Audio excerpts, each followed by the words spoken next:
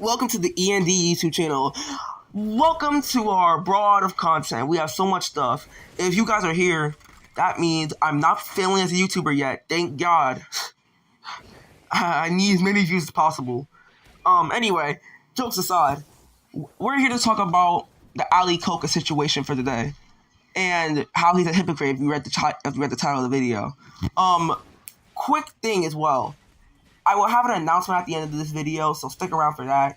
But without further ado, let's talk about why Ali Koca is a hypocrite. Well, before we talk about what he did that makes him a hypocrite, we need to talk about, what exactly happened with, the whole, P. Diddy situation, or not P. Diddy, Ali Koca situation. I brought up P. Diddy, but that'll be important for later. Just remember that. With the Ali Koca situation. So basically, who he is like he's a commentary YouTuber. He makes videos about stuff that's going on in the world, with like big important stuff like the Olympics, presidents, the most recent 445 of this year. If you know what a 445 is, stuff like that. There's like a lot of stuff. He talks about a lot of different stuff, on a broad spectrum. He talks about almost everything and anything that happens. I don't think there's one topic that hasn't came out one thing that hasn't happened in the real world that this man hasn't talked about. So I'd say he's a pretty good source of information to go to when it comes to certain videos and certain certain like stuff like content or whatever. Anywho, let's talk about what he did. Now I'm gonna put a video on screen. This video was made while the P. Diddy allegations were fresh. So I want you to watch this video first so you can get an understanding of what's going on.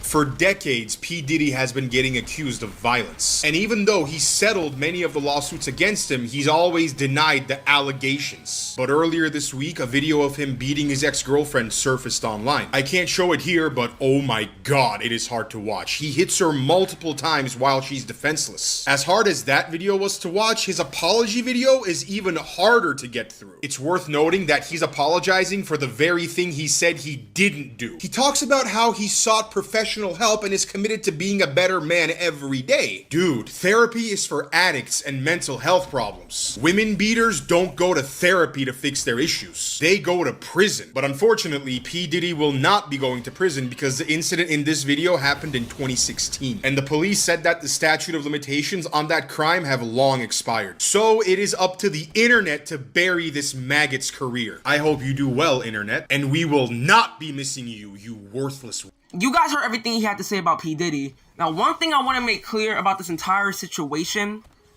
is two key details. He was continuously bashing P. Diddy, showing him no remorse, no pity at all, because what he did was wrong. I don't think nobody would show this man pity. He knew what he was doing. He was just sad he got caught. Now, he also mentioned that P. Diddy said something about he gonna, get some mental health or get some help, with his mental health conditions or whatever. And Ali Koca said, yeah, no, I don't care. You don't need that. Or, I mean, not you don't need that, but I don't care. Or you just, a worthless weakling. It's not an excuse to do whatever you did to women or whatever. And, I have no opinion on that. It is what it is. If you need mental health or not. But at the end of the day, all I know is what he did was wrong. Now, Ali Koca is gonna sing a whole different tune when it comes to the Chris Tyson situation. I'm gonna put that on screen right now. Chris from Mr. Beast is in some real trouble, and it's all their own doing. Back when he was still a man, he was sending inappropriate messages to a 13-year-old, even making public tweets about sending nudes to this kid, and somehow none of this was noticed till now. Chris was Jimmy's very first subscriber. They've been friends for a long time, and Chris was a staple of Mr. Beast videos. But Chris will now be stepping away from Mr. Beast videos as they released this non-apologetic apology. Clearly, Chris doesn't want to harm their friend's business with their personal mistakes, which I can respect. But that's the extent of the respect I'll give them, because I cannot defend sending messages like this to a minor in the slightest. It's completely inappropriate. It doesn't matter what gender you identify as, it should never have been done. A part of me wants to defend Chris because I've seen him in Beast videos for a very long time, but I can't. They made a giant mistake and I hope it never gets repeated. Stepping away is definitely the right move to make at this time, and I hope Chris gets some professional help in the upcoming days. This is a horrible situation all around. The audio at the end kind of got cut, But basically what he said at the end is, I hope Chris Tyson gets, the mental health he needs. And he also mentioned the fact that he wanted to defend Chris Tyson, considering, he grew up with him. That's his, or not grew up with him, he watched his videos and that's his childhood.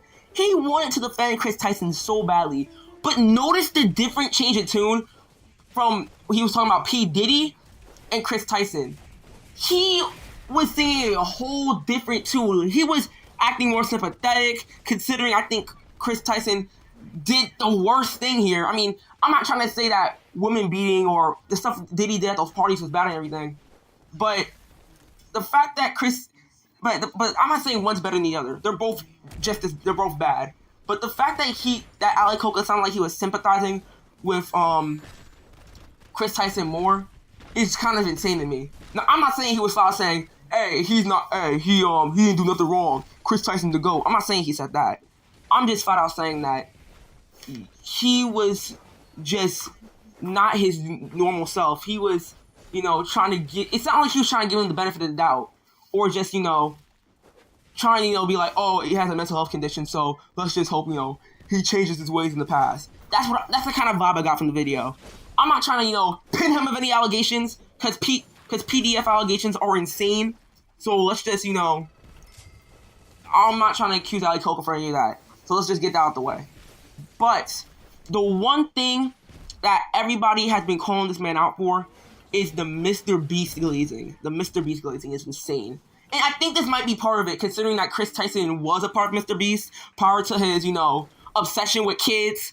So, and this also transitions into the Mr. Beast part of Mr. Beast being, accused for faking his videos. Now, before I put the clip of his video on screen, let's just make a few things clear before we get into anything else, because this is the most important part of the video, and I think this is the main thing that everyone's been dogging this man for. Even if it hasn't been a popular topic, this man has been getting dogged for the Mr. Beast glazing. And people have been like going crazy at this guy too for it. Because apparently, Dogpack, I think everyone knows who Dogpack is at this point, but Dogpack, a recent Mr. Beast and Mr. Boist, I'm gonna say Mr. Boist now just for the fun of it, a previous Mr. Boist employee, and he basically ratted out all of Jimmy's, information, like, oh, he's taking videos, he's doing this and that, illegal lotteries, he, something with the Mr. Beast games. Basically, Mr. Beast got exposed for faking his, content. After him saying previous amount of times, like, oh, my content isn't fake, it's authentic, and blah, blah, blah, blah, blah. Now, I, for one, am not going to say if this is all 100% true, but I'm pretty sure most of what Dogpack is saying is true, considering he's showing a lot of evidence to really put Jimmy's career on a shirt, literally to put Jimmy's career in a coffin, which is crazy. Alright, guys, but maybe we're looking at, what he's saying in the wrong light. Let's look at the clip, and, maybe Ali Koca might be cooking. Maybe he was onto something, chat. Maybe he was onto something.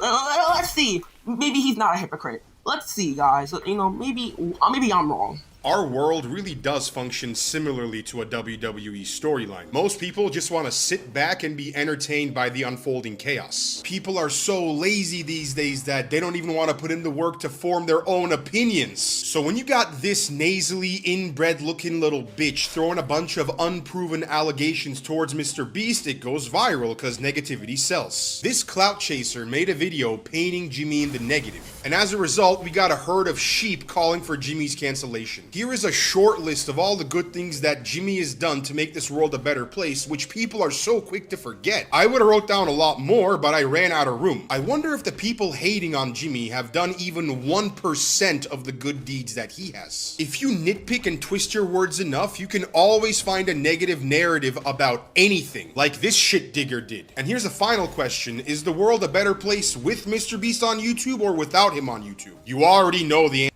The Lord knows I tried defending this man. The Lord knows I tried.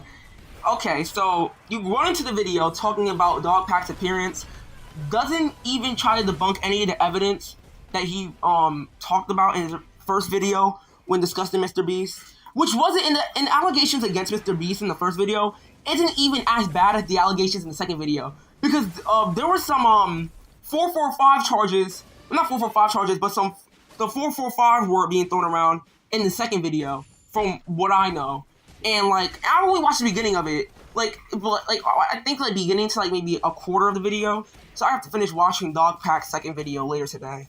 But, buddy, you're ignoring all of the evidence against Mr. Beast and just goes after Dog Pack's appearance and defending him blindly. That's insane, not gonna lie. I feel like while Ali Koca was making this video, I feel like the only thing that came into his mind is, he has a really good evidence, but I can't conjure up anything as a counter argument or something that can be debunked to defend Mr. Beast like Glorious Kling. So I might as well just,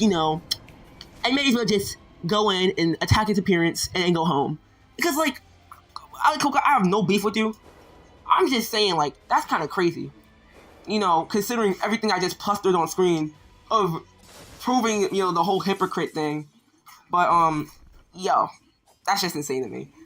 On a quick side note or a quick side tangent,